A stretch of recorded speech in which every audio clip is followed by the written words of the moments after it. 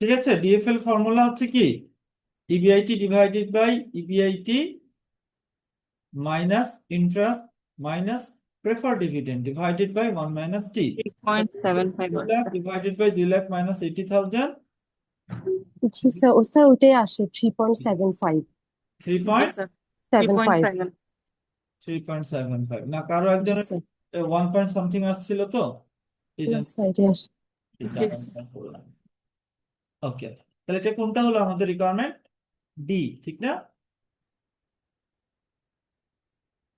Use the degree of total leverage concept to determine the effect in percentage change terms of a 50% increase in your sales from Atto base level on its earning per share.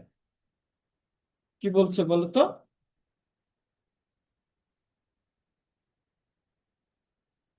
আচ্ছা, আগে বলছে ডিটিএল use করতে হবে, তাহলে আগে ডিটিএলটা আমরা calculate করি। এটা রিকোয়ারমেন্ট কত?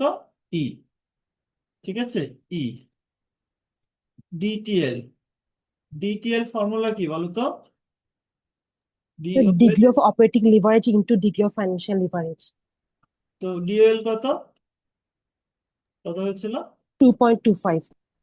2.25 ইন্টু 3.75। 3.75 কত হলো? 8.44। 8.44। 44 জি স্যার। আচ্ছা, তাহলে আমাদের ডিটেল হচ্ছে 8.44। এখন বলছে যে এই ডিটেলটা ইউজ করে আমাদেরকে কি বের করতে হবে?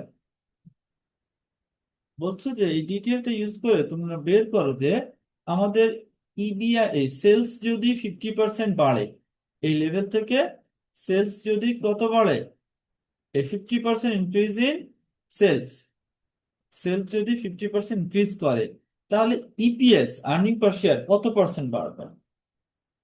সেলস যদি 50% বাড়ে, তাহলে তার ইপিএস কত পার্সেন্ট বাড়বে? তাহলে আমার ডিটিএল বলছে যে সেলস যদি 1% বাড়ে, তাহলে আমার ইপিএস এত পার্সেন্ট বাড়বে। সেলস যদি 1% বাড়ে, তাহলে ইপিএস বাড়বে 8.44%। তাহলে sales, if sales increases by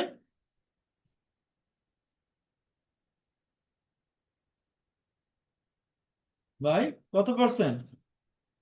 50%, EPS will B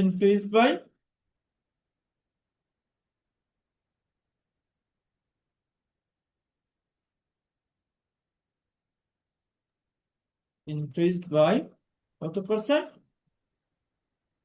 4.22। Into 8.44, তাহলে কত হচ্ছে? 4.22।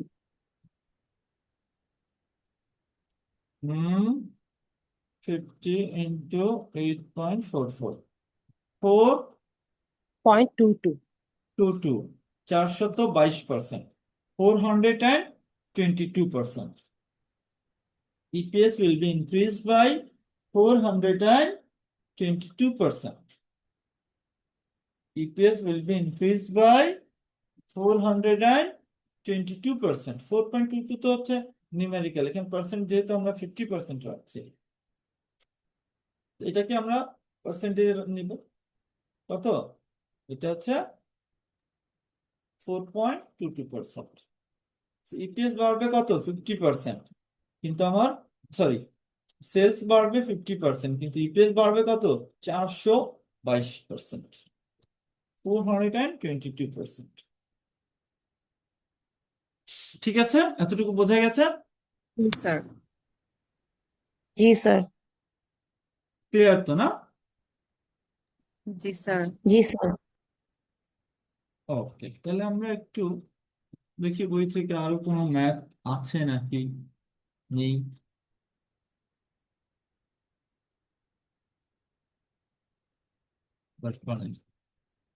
কম্পিউটার,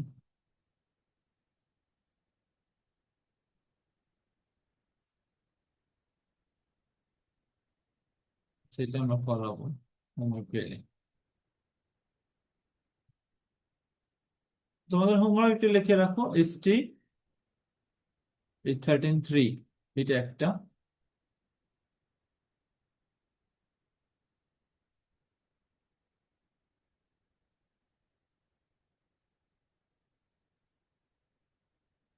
আচ্ছা, ছোট ছোট কয়েকটা, 1 থেকে 4 পর্যন্ত।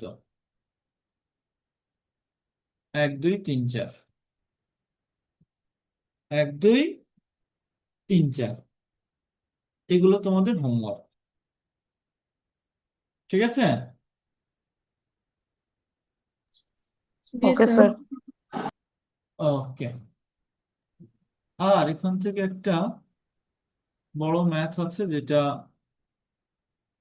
প্রায় আসে 17 বোধহয়।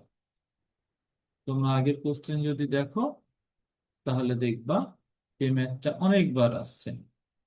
তো এটা আজকে কি আমরা করাতে পারবো কি? এটা না স্যার, 6টা তো বেজে না স্যার, গেছে। আজকে আর পসিবল না। আজকে আর পসিবল না, তাহলে আমরা এটা নেক্সট ডে ইনশাআল্লাহ। হুম, ঠিক আছে। তো জি তো স্যার। তোমাদের আর কোনো কথা আছে থাকলে বলো। স্যার, যারা খাতা দেখতে পারে নাই ওরা মার্কস গুলো চাচ্ছিল, মার্কস তো আপনি আমি যদি গ্রুপে দিয়েছি। দিতেন। না স্যার, মার্কস তো আমাদেরটা পাই নাই আমরা মিডের। গ্রুপে।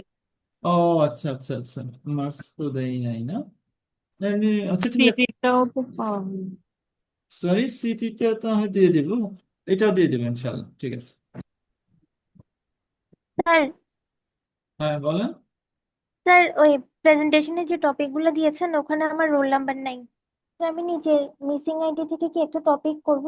তোমরা তো আমি বলে দিয়েছি যাদের রোল নাম্বার নাই, যে নিচে দেখো মিসিং ই আছে,